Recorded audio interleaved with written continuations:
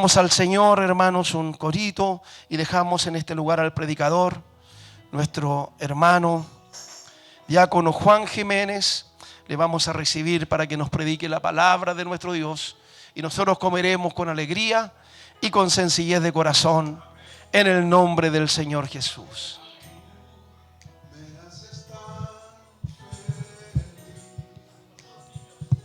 Los niños suben. Tú me haces tan feliz, mi corazón. A ver, cante así como para que lo creamos. Tú me haces tan feliz. Solo tú, Jesús. Tú me haces tan feliz. Tú me haces tan feliz, mi corazón se alegra en ti. Aleluya. Aleluya.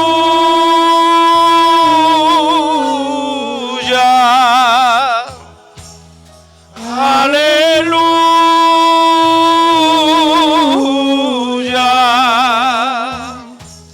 Aleluya.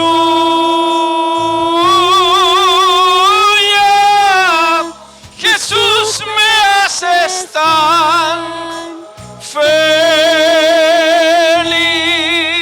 Aleluya. Aleluya. Mire qué hermoso suena, hermanos. Aleluya. Aleluya. Gloria al nombre del Señor. Aleluya.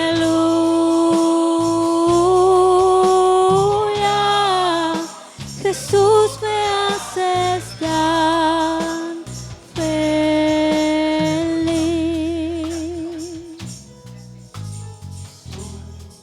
Me haces tan feliz. Tú me haces tan feliz. Tú me haces tan feliz. Mi corazón se alegra en ti. Tú me haces tan feliz. Tú me haces tan feliz. Tú me haces tan feliz. Mi corazón se alegra en ti. Aleluya.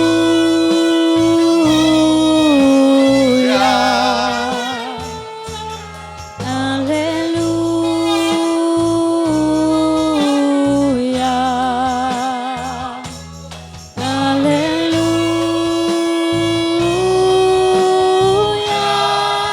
Jesús me haces tan feliz.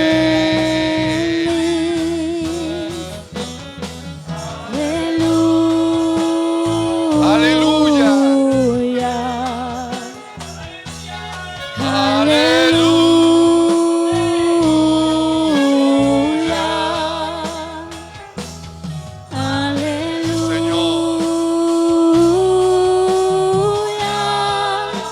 Jesús me haces tan feliz. Jesús me haces tan feliz. Jesús me haces tan feliz. Aleluya. Aleluya. Gloria al nombre de Jesús. Aleluya. Bendito sea el nombre del Señor Jesucristo. A Él sea toda la alabanza, toda la gloria, toda la honra. Todos los aleluyas que hay aquí son para Él. Porque Él merece la gloria, la honra, nuestra alabanza. Le doy gracias al Señor Jesús por esta hermosa oportunidad. Le voy a invitar a abrir su escritura, el libro de los Salmos, capítulo 87, del verso 1 al 3.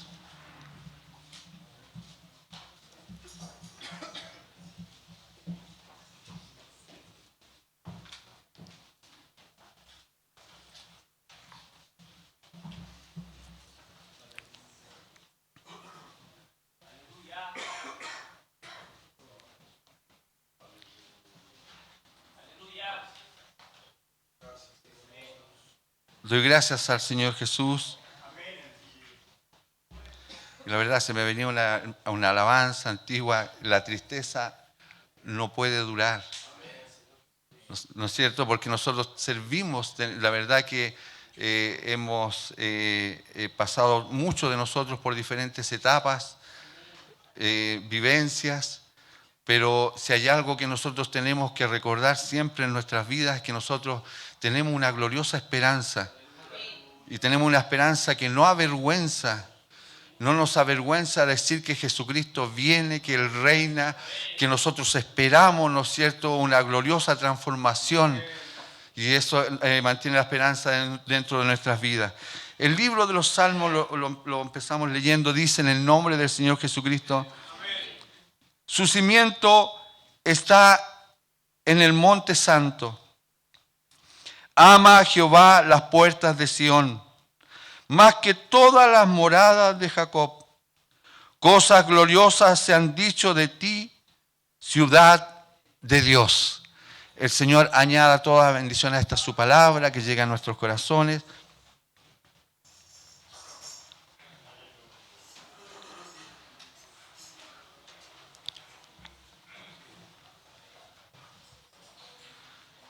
Amados hermanos, cuando la palabra de Dios, cuando leemos este primer verso del capítulo 87, nos damos cuenta que Dios mira hacia un lugar. Y que hay un lugar que a Él le gusta.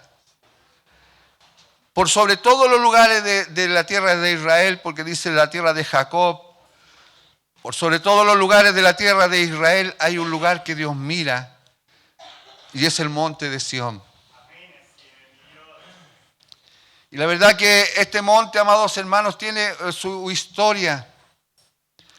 Y la palabra de nuestro Dios lo relata, ¿no es cierto?, en algunos salmos hablando, mirad cuán bueno y cuán delicioso es habitar los hermanos igualmente en uno. Y hace referencia a este monte, hace referencia a la unidad, hace referencia hacia un lugar, hacia dónde mirar. El nombre de Sión se amplió para referirse también a la ciudad de Jerusalén. A la verdad, este monte no siempre fue de Israel. Miramos... El monte de Sión se convirtió en un símbolo de esperanza y también se convirtió en una esperanza para nosotros. Porque nosotros miramos, cuando hablamos, ¿no es cierto?, de Sión, nosotros entendemos que realmente nosotros no hablamos de un monte físico, sino que hablamos de la Sión espiritual. Y es ese reino espiritual de Dios, del cual habla específicamente en el Nuevo Testamento. La palabra Sión tiene un origen hebreo y significa hito o señal. Un hito es una señal que se pone en un lugar o un lugar alto, al cual uno puede aferrarse o atenerse. Es una señal puesta. Y la verdad que en el corazón de cada judío, de cada israelita, el monte de Sión pasó a ser algo muy importante, porque representaba la ciudad de Dios o la ciudad de David. También, amados hermanos, se define como un lugar alto o visible. En la escritura Sión se refiere tanto, aleluya, a la ciudad de David, que es Jerusalén, como a un lugar de bendición. Y también un lugar donde se podía encontrar la presencia de Dios, la presencia divina de Dios. También se define, y hay algunas definiciones con respecto a Sión, y la describe como los puros de corazón. La palabra de nuestro Dios en el Salmo 132, versos 13 y 14 dice: porque el Señor ha escogido a Sión, la ha querido por morada para sí, diciendo: este es mi lugar de descanso, eternamente y para siempre. Aquí me sentaré, porque lo he deseado. Aleluya. El libro de Sofonías, el capítulo 3, versos 14 y 17, habla ya. Aleluya, cuando el pueblo de Israel vuelve de la cautividad y mira, ¿no es cierto?, el lugar, y ve el lugar destruido. Ve el lugar ya que no está como ellos lo tenían cuando estaba David o cuando estaba Salomón. Y dice: canta, oh hija de Sión, da voces de júbilo, oh Israel. Gózate y regocíjate de todo corazón, hija de Jerusalén. Jehová ha apartado de tus juicios, ha echado fuera a tus enemigos. Jehová es el rey de Israel en medio de ti. Nunca más verás el mal. Esto estaba arraigado en los corazones de cada judío, de cada israelita.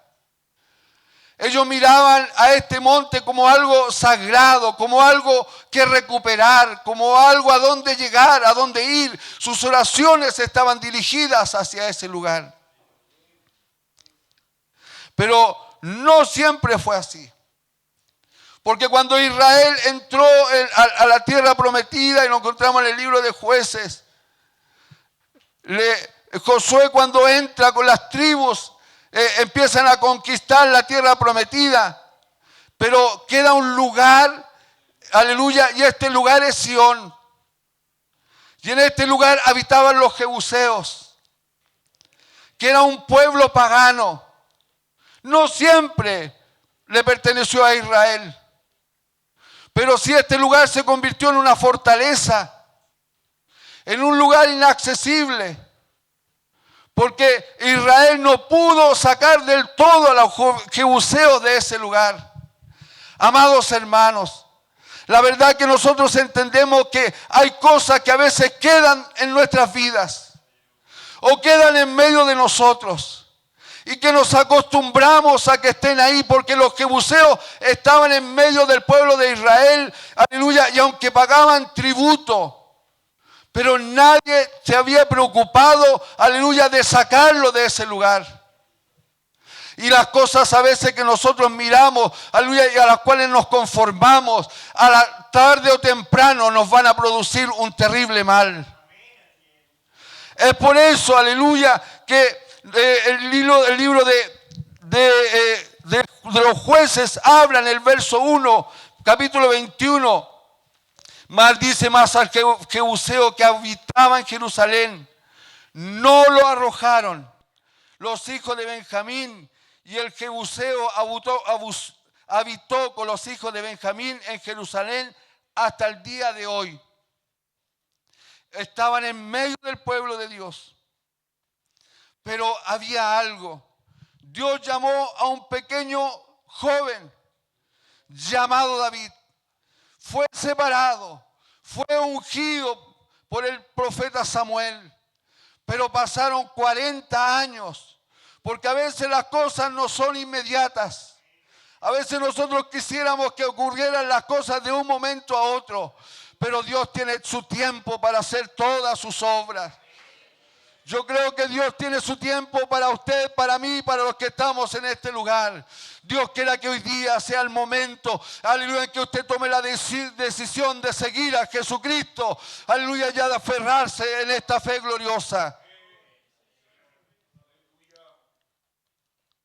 Llegó el momento en que se terminó la guerra en Israel, una guerra civil que duró aproximadamente 40 años. Se reconocieron a David como el ungido de Dios y fue llamado al monte de Hebrón junto a los ancianos de Israel, aleluya, y junto a las tribus de Israel. que ya habían reconocido que ese hombre era el hombre que Dios había llamado para gobernar sobre Israel. Pero el primer desafío de David, el primer desafío que él tiene es tomar este monte. Porque ya no podía estar en medio. Porque ya no podía estar ahí. Y yo quiero decirle, amados hermanos, que nosotros tenemos un desafío. Porque tal vez nos acostumbramos, aleluya, a que Dios, amados hermanos, no merezca de parte nuestra toda la gloria. Nos acostumbramos a que el enemigo, aleluya, obre en medio de nosotros. Nos acostumbramos a veces a dejarnos vencer. Pero un hombre lleno del Espíritu Santo jamás, aleluya, se negará a darle toda la gloria a Dios y a reconocer que con Dios todo lo puede y que para Dios no hay nada imposible. Ya es tiempo de ponernos en pie. Ya es tiempo de dejar de darle lado al enemigo. Es tiempo que Dios ocupe todo el honor y la gloria que Él merece, aleluya, en medio de la congregación.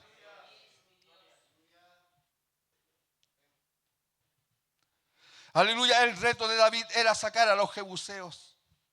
Pero los jebuseos no eran fáciles de derrotar, porque ellos habitaban en una fortaleza impenetrable. Pero David era un varón de guerra, entendía, aleluya, que por mucho que, aleluya, el enemigo pueda escudarse, siempre Dios tendrá una forma de derrotarlo. David sabía que había una entrada a ese lugar. Era por donde entraban las aguas. Aleluya. Y mandó a sus capitanes, aleluya, prometiéndoles que el primero que llegara recibiría recompensa y que entrara en medio de los jebuseos. Pero cuando ellos supieron, le mandaron a decir a David: tú no entrarás aquí. Tú, David, que has tenido tantas batallas, tantas victorias, que venciste a un gigante, tú no entrarás aquí. Amados hermanos, el enemigo es atrevido, manda mensajes, pero solo puede hacer eso. Aleluya, porque él anda como león rugiente. Pero nosotros adoramos y servimos, aleluya, al león de la tribu de Judá, que es Jesucristo nuestro Salvador. Había que recuperar ese lugar. Había que tomarlo. Porque hay promesas en Dios que hay que tomarlas. Hay cosas que no hemos vivido en el Evangelio. Y qué glorioso sería, amados hermanos, que empezáramos a ver la obra de Dios completa dentro de la iglesia. Donde los enfermos sean sanados, donde el Dios derrame del Espíritu Santo en las bancas, donde los que pasan por fuera sientan la presencia de Dios, porque hay una iglesia, aleluya, que cree en el poder de Dios y el poder del Espíritu Santo.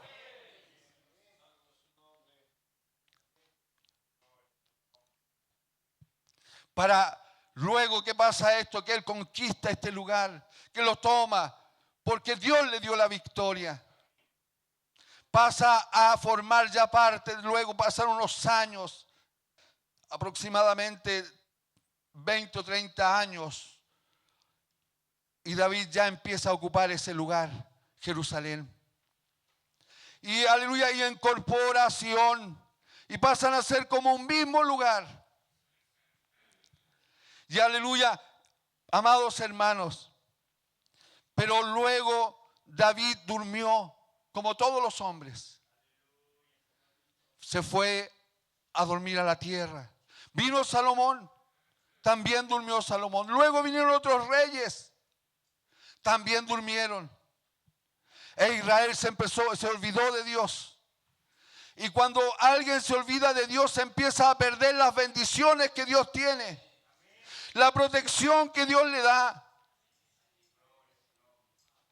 Aleluya, fueron llevados cautivos. Fueron sacados de sus lugares, se dividió Israel en 2 tribus. Amados hermanos, fueron llevados cautivos y Sión se convirtió en un sueño, en un lugar a recuperar. Se soñaba, se pensaba en Sión, en volver a esa tierra. Pero ya no iba a estar, aleluya, como cuando ellos la dejaron, porque fue destruida. El libro de Miqueas, aleluya, habla acerca de esto. Y dice, en el capítulo 3 dice, por causa de vosotros Sión será arada. No iba a quedar piedra sobre piedra. Ese lugar de refugio, ese lugar seguro al que ir, fue destruido para Israel.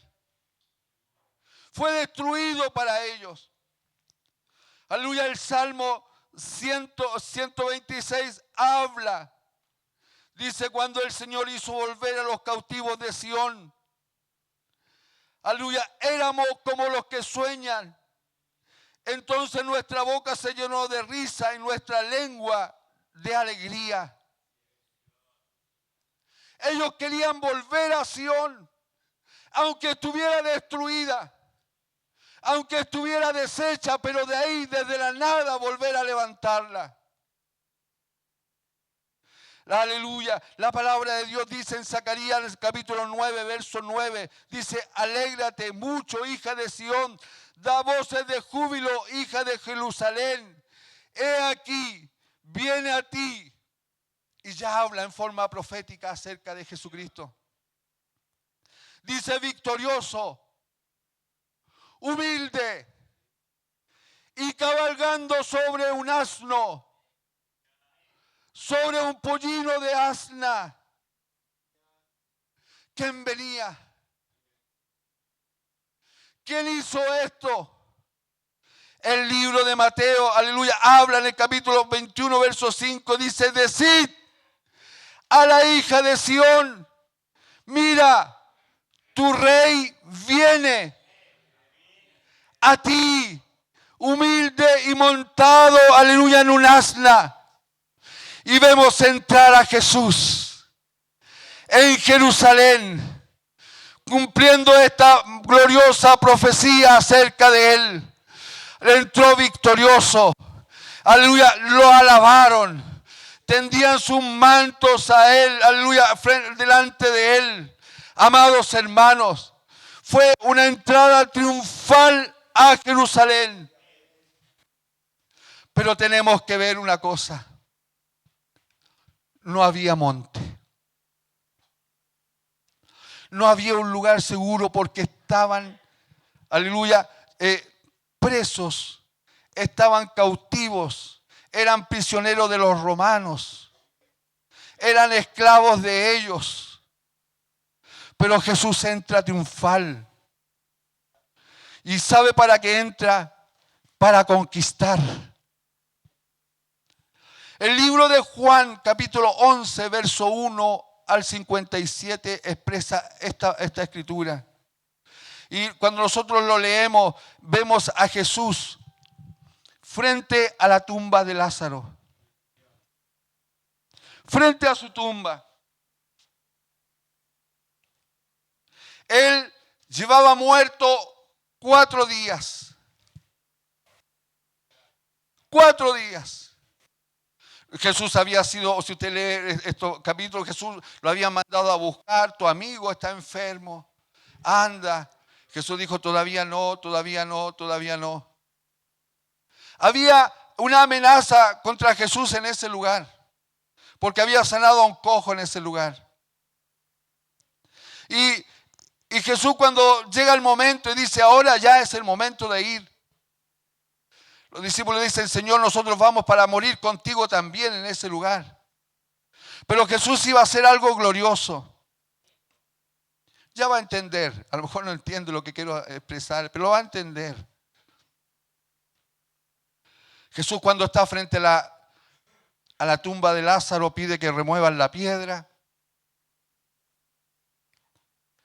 Pero quiero que de cierta forma usted mire lo que vio Jesús.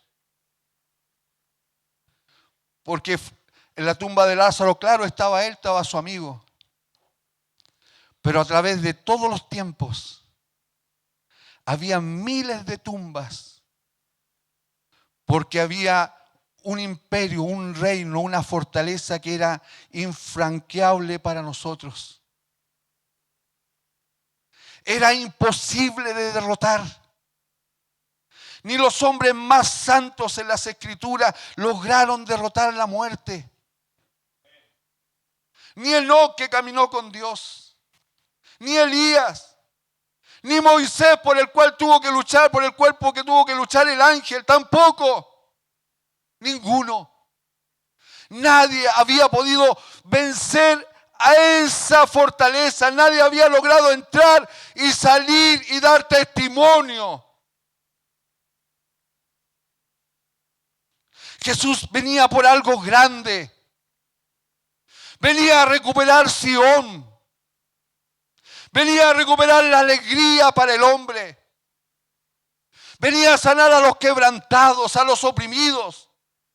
Y lo hizo. Sanó a los enfermos cuando los ponían en el camino mientras él caminaba. Escuchamos, ¿no es cierto?, de Bartimeo el ciego, de la mujer con el flujo de sangre. Pero era algo más. Esta fortaleza tenía una entrada. Había que morir para entrar por ahí. Había que entregar la vida para poder, aleluya, entrar a ese lugar. La Escritura nos habla y nos dice que Jesús estaba frente a la tumba y él vio los millares, cientos, pero llamó a uno, que es a Lázaro. Pero Lázaro tenía que volver nuevamente. No había esperanza, porque ¿quién había podido cumplir la ley? ¿Quién había vencido el aguijón de la muerte? ¿Quién había vencido el pecado? Nadie. Gloria a Jesucristo. Pero cuando este rey entra, aleluya, muchos no lo conocen porque leímos anteriormente, entra en una humilde asna. Que representa que él no venía a pelear con el hombre. Si Dios no quiere pelear con nosotros. Hay un enemigo, aleluya, que Jesucristo venció, amados hermanos. Dios vino a pelear contra Satanás, el diablo, contra sus obras malignas. A deshacer las obras diabólicas. A vencer lo que a nosotros nos vencía.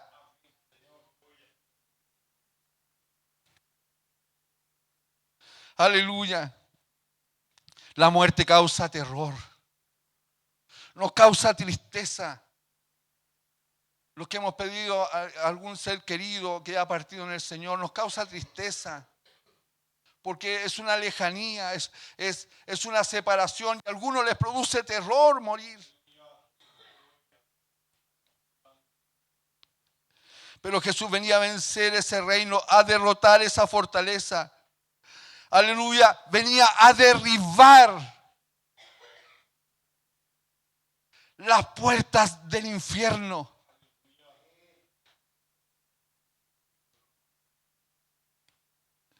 Venía a derrotar el miedo a la muerte. Y eso, aleluya, se produce a través de la cruz. Fue crucificado con crueldad.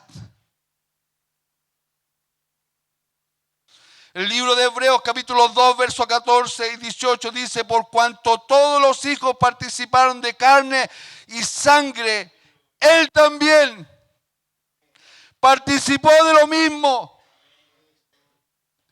para, aleluya, destruir por medio de la muerte. ¿Lo entiende?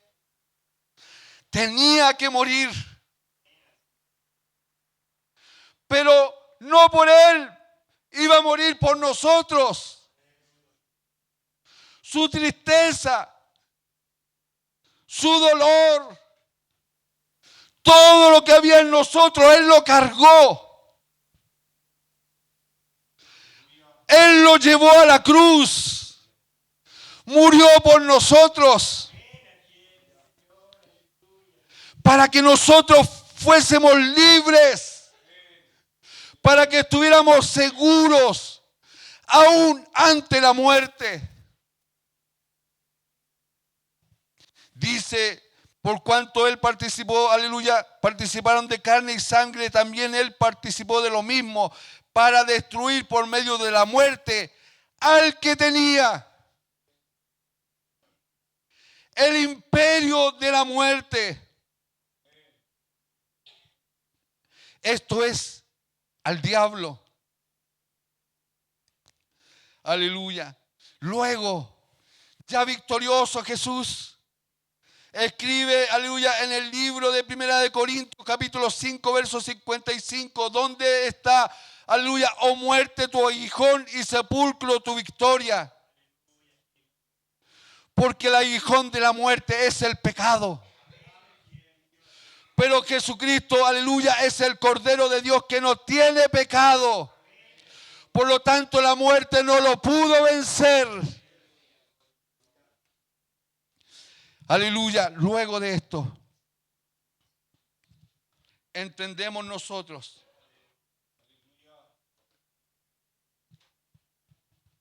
que Jesús se levanta de entre los muertos.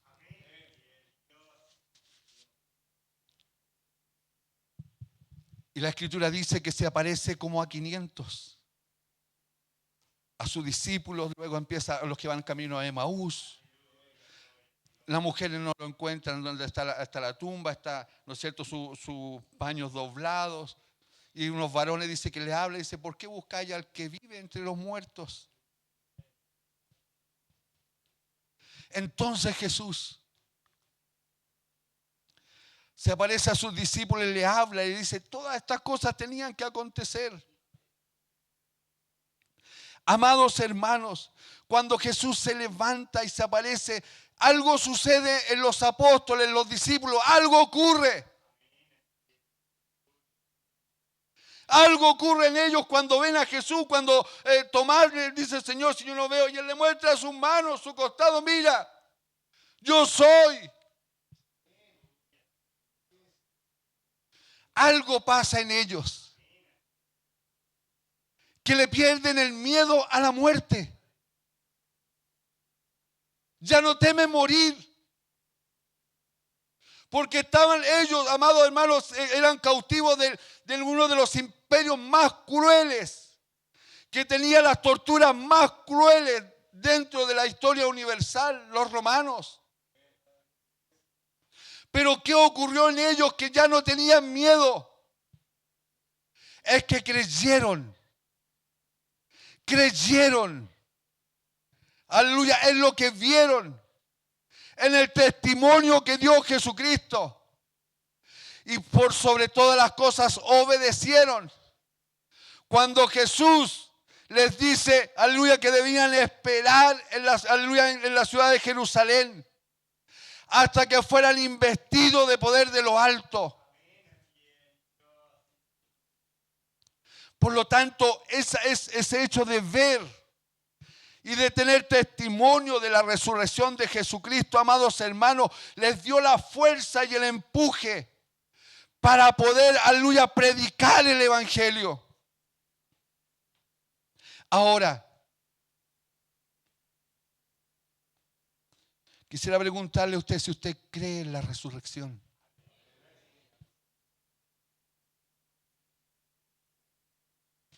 ¿Cree en la resurrección?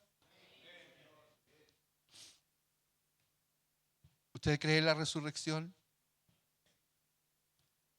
¿Sabe, si yo saliera hacia afuera por la calle preguntando esto mismo? Hay mucha gente que cree en la resurrección. Creen en la resurrección. De hecho, se celebra en el mundo la resurrección de Jesucristo, que es importantísimo para nosotros. Porque es parte fundamental de nuestra fe. Amados hermanos, Cuando Jesús se levanta, aleluya, los que lo ven entienden que hay algo poderoso, que se levanta, aleluya, una obra poderosa. Ahora ya Sión ya no está allá en Jerusalén, Sión está entre los hijos de Dios. Porque la palabra de Dios empieza a hablar de la Sión espiritual, de una ciudad asentada en un monte alto. Cuando nosotros, amados hermanos, aleluya, hablamos acerca de la resurrección, decimos sí, sí creemos. Y yo lo creo de todo corazón. Yo creo en la resurrección. Yo creo que si llegamos, aleluya, a la tierra, Dios nos llamará un día.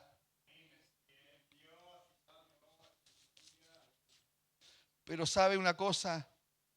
Quiero hacerle otra pregunta. ¿Usted cree en la venida de Jesús?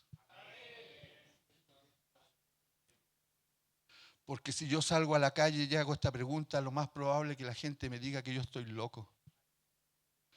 Pero yo sé que en este lugar yo puedo hacer esta pregunta. ¿Sabe? Le preguntaba al Señor Jesús, le decía, Señor, creemos en la resurrección, pero Señor, ¿realmente creo en tu venida? Porque a los apóstoles les tocó ver eso, esa parte, testificarla, verla, palparlo. Pero a nosotros, ¿qué parte nos toca? Nosotros, amados hermanos, estamos a la puerta de la venida de Jesucristo. A la puerta. Tenemos proyectos, tenemos ideas, y eso es bueno, sí está bien. Pero, amados hermanos, ¿sabe lo que nos sucede a nosotros los cristianos hoy? Y me incluyo porque predicador, predícate a ti mismo. Es el hecho que estamos arraigados, endeudados con el mundo. Nuestra vista, amados hermanos, no sube desde aquí hacia allá, no sube. Nos cuesta en el servicio adorar a Dios, no, porque no entendemos que este es un servicio de carácter espiritual. Y que en este lugar nosotros, amados hermanos, aleluya, venimos a adorar a un Dios verdadero, a un Dios real. Le preguntaba al Señor, Señor, ¿cómo? Conversaba con mis hermanos y decía, hermano, ¿sabe? Yo no creo que la venida de Jesucristo sea algo al azar. Porque Dios tiene un plan. Yo decía, hermano, a veces yo estoy bien en el Señor, pero hay momentos en que no estoy tan bien. No es que nos vayamos al pecado, pero nosotros entendemos que tenemos niveles en nuestras vidas. Ahora multiplique esto por cientos, por millares, por millones que hay en el mundo. Le preguntaba, Señor, yo quiero ser salvo. Yo quiero escuchar tu voz, donde esté en la tierra o aquí, puede ser hoy, en este momento. Decir, Señor, yo quiero estar bien. Quiero irme contigo. Porque yo creo que es nuestro anhelo, irnos con Jesús. Algunos llevan 15 o un día, a lo mejor los que han llegado hoy. Si el Señor viene hoy, Dios sabe lo que va a hacer con usted. O una semana, o un mes. Si no importa cuando llegó, no es por años. No es por los años en la iglesia. Lo que a mí me va a dar la seguridad de que soy salvo, no. Y le preguntaba al Señor, ¿cómo tú vas a sincronizar a tu iglesia? Y no me refiero solo a este lugar, me refiero a los millares que han creído en Jesucristo y que creen. Cuando hay tanta desunión, Cuando hay tantos ministerios que nos separamos por personalidades jurídicas y algunos se adueñan de las iglesias pensando que las ovejas son de ellos. No es así.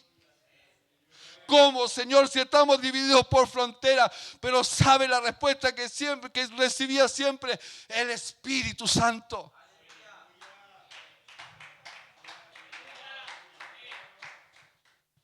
El Espíritu Santo es lo único que nos puede sincronizar a todos a nivel mundial.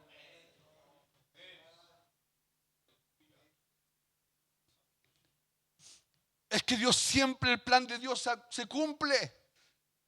Acuérdense que Israel cuando estaba en Alemania estaban cómodos. Ya había una profecía acerca de ellos que tenían que volver a su tierra. Eran empresarios.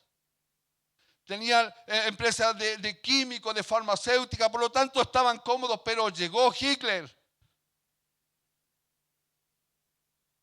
Y tuvieron que salir.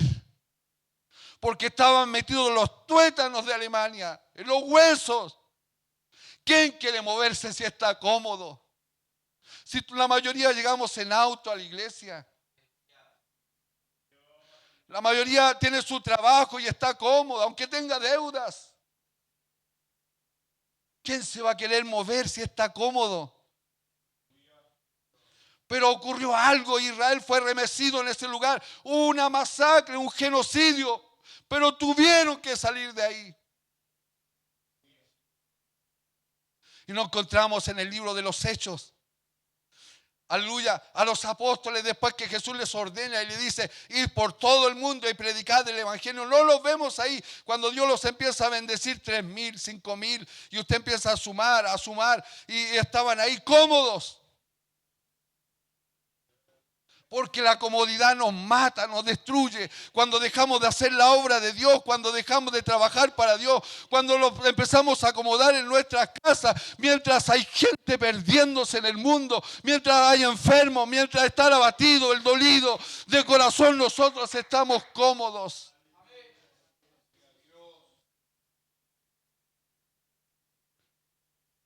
Amados hermanos, mientras los apóstoles estaban ahí, pero Dios intervino en una pequeña discusión. Aleluya, Esteban, que era llamado a servir las mesas, empieza a discutir y es llevado delante de los fariseos. Siempre ha intervenido el Espíritu de Dios. Siempre lo ha hecho. Siempre ha tenido que obrar. Y es así porque la iglesia está unida a Dios. Porque el que se une al Señor, un espíritu es con Él.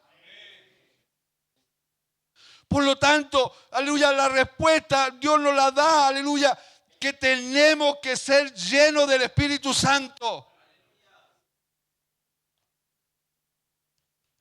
Porque cuando Esteban es apedreado, empieza una persecución y empiezan a salir para allá, para acá, para acá. Dios siempre ha tenido que hacerlo así. De una o de otra forma nos hace reaccionar, nos hace mirar, aleluya, de que hay una obra que hacer. Mirar, aleluya, hay quienes miran hacia afuera buscando las señales. Que cuando algunos esperan el toro rojo, algo así, otro que se restaure el templo. Claro, pero la señal aquí, ¿cuál es la señal para nosotros? ¿En qué lugar se va a encender la chispa? ¿En qué lugar vamos, aleluya, ya no vamos a mirar hacia la tierra? ¿En qué momento vamos a empezar a decir, sabe? Ven, Señor Jesús. Ven. Sabe, yo me acuerdo, no quiero hablar de mí, pero hace unos años, antes de casarme, me enfermé grave. Y la verdad que yo no quería morir. Pero llegó un momento donde le dije al Señor, llévame. porque estaba en un momento muy mal, y le pedí a Dios que me sacara de la tierra. ¿Qué tiene que hacer Dios con la iglesia para que la iglesia lo llame? Para que lo llamemos. ¿Sabe por qué? Cuando yo veo a Esteban, amados hermanos, ya voy a terminar. Yo creo que Esteban, aunque estaba dispuesto a morir, pero no creo que sea lo que él buscaba. No creo que haya sido lo que él buscaba. Llegó el momento en que se vio enfrentado a eso porque era un hombre lleno del Espíritu Santo. Y estaba rodeado de gente que solamente quería matarlo. Y llegó el momento en que la Escritura dice que, aleluya, los que estaban mirándolo veían en Esteban como el rostro de un ángel. Pero lo que empieza a pasar, si usted lee este capítulo 7, del 6 al 7, se va a encontrar de que Esteban primero les habla a ellos. Les habla a ellos y les dice, ustedes hicieron esto, pero luego su vista ya no está sobre ellos. Esteban empieza a levantar la vista. ¿Sabe qué pasa si levantamos la vista? Empezamos a ver la acción espiritual. Porque ante ese hombre, ante Esteban, se empezó a abrir el cielo. Amados hermanos, tenemos que ver más allá de este púlpito. Más allá de estas bancas. Porque somos la Israel de Dios. Y yo no tengo un sueño. Yo creo con todo mi corazón que Jesucristo viene. No es un sueño, no es una utopía o algo que yo aspiro. No, yo creo que Él viene por nosotros. Cuando Esteban empieza a mirar y lo expresa, dice, ya no mirando lo que estaba acá, levante su vista, levante su cabeza, iglesia. Si usted es hijo de Dios, es hija de Dios, levante su cabeza. No deje que el enemigo la humille. Usted tiene una esperanza gloriosa. Cuando él mira, dice, he aquí, veo los cielos abiertos. Y los que estaban ahí no podían ver. El mundo no puede ver lo que usted ve. No tiene la esperanza que usted tiene. Jesucristo nos dio a nosotros esa esperanza gloriosa. Y dice, y veo a uno sentado, aleluya, a la diestra de Dios. Y los judíos sabían que ese lugar es el lugar de poder. Lo ve sentado ahí en su trono. Yo sirvo a un rey. Sirvo a un rey. Usted sirve a un rey que tiene un reino que está preparado para nosotros. Aleluya. A lo mejor aquí su casa, aleluya, o nuestros hogares son humildes. Pero tengo una casa.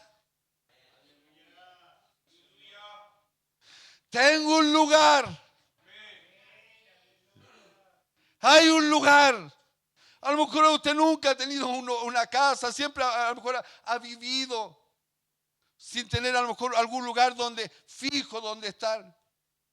Pero Jesús tiene un lugar glorioso. Glorioso, amados hermanos, glorioso. Levantemos nuestra cabeza. No nos vayamos tristes de este lugar. No nos vayamos como los que no tienen esperanza ni nada que aferrarse. Yo tengo a quien aferrarme. Yo he creído en Jesucristo.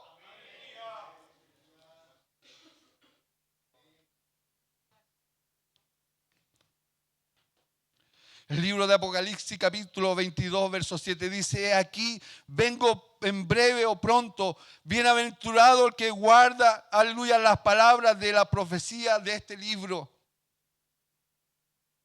El verso 12 dice: he aquí vengo pronto y mi galardón conmigo para recompensar a cada uno según sea su obra. Luego dice, aleluya, el verso 20, el que da testimonio de estas cosas dice: ciertamente vengo en breve. Y luego hay un amén. Sí, ven Señor Jesús. El capítulo 22, verso 17, y le voy a invitar a ponerse en pie.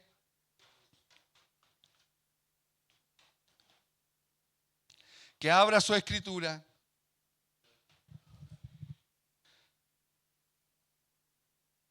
Libro de Apocalipsis, capítulo 22, verso 17.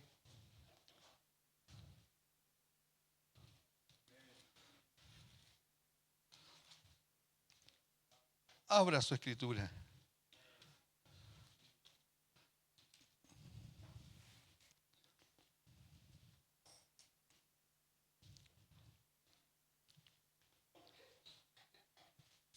Leámoslo juntos. Leámoslo todos juntos. Tratemos de coordinarnos.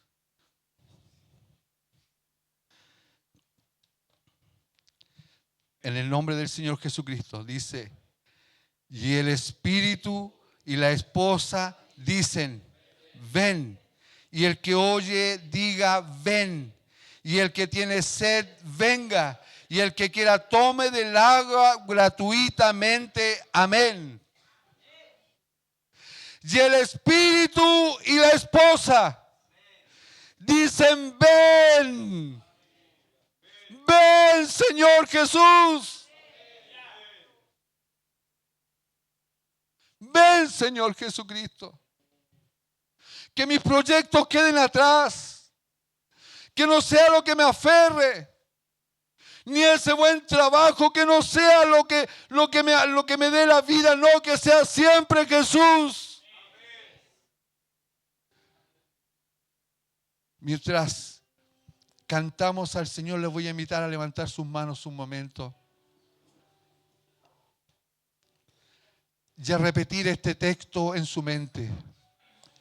Si no se acuerda de él, levante sus manos. Con una de sus manos abra su escritura y diga: Señor, ven, Señor Jesús. Amén. En el nombre de Jesucristo, en el nombre de Jesús. Iglesia del Señor, hay un llamado que la iglesia tiene que hacer, y es llamar, aleluya, al que prometió que vendría por nosotros. Él está aquí, está aquí. Pero Él quiere sacar su iglesia de este mundo.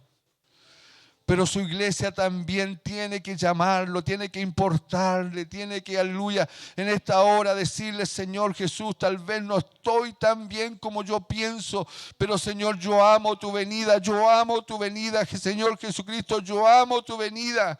Aleluya, porque hay bienaventuranza para los que aman la venida de Jesucristo.